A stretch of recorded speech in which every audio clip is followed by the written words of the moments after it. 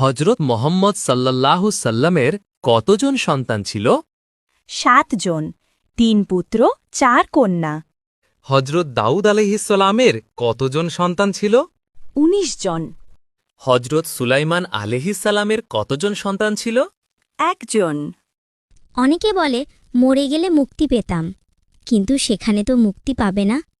কবর দেখেছ, কিন্তু কবরের আযাব দেখনি।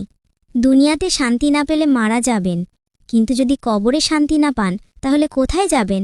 কিয়ামতের দিন মানুষকে কয়টি প্রশ্ন করা হবে? কিয়ামতের দিন মানুষকে 5টি প্রশ্ন করা হবে। রাসূল সাল্লাল্লাহু আলাইহি সাল্লাম বলেন, কিয়ামতের দিন বান্দার পা সরবে না যতক্ষণ পর্যন্ত না সে এই 5টি উত্তর দিতে পারে। নাম্বার 1, জীবন কিভাবে কাটিয়েছো?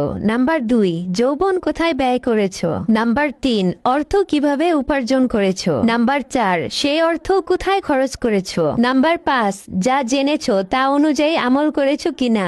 তিরমিজি হাদিস 2416। জন্মের তারিখ জানা আছে, মৃত্যুর তারিখ জানা নাই। দুদিনের দুনিয়ায় কেন এত অহংকার ভাই? মানুষ হয়ে মানুষের সাথে দেখাও ক্ষমতা। ধনী হয়ে গরিবকে মারো, নাই কোনো মমতা। হিংসা অহংকার পতনের মূল। মনে রেখ ভাই, শক্তি আর অর্থ সম্পদ সাথে যাবে না ভাই।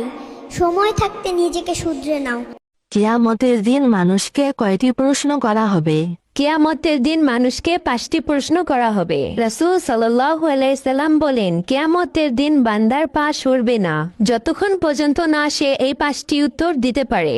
নাম্বার 1, জীবন কিভাবে কাটিয়েছো? নাম্বার 2, যৌবন কোথায় ব্যয় করেছো? নাম্বার 3, অর্থ কিভাবে উপার্জন করেছো? নাম্বার 4, সেই অর্থ কোথায় খরচ করেছো? নাম্বার 5, যা জেনেছো তা অনুযায়ী আমল করেছো কিনা?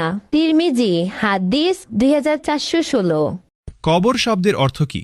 সমাধি বা গোড। কাফন শব্দের অর্থ কি? মৃতদেহ ঢাকার জন্য ব্যবহৃত সাদা কাপড়। দাফন শব্দের অর্থ কি? মৃতদেহ সমাধিস্থ করা বা কবর দেওয়া।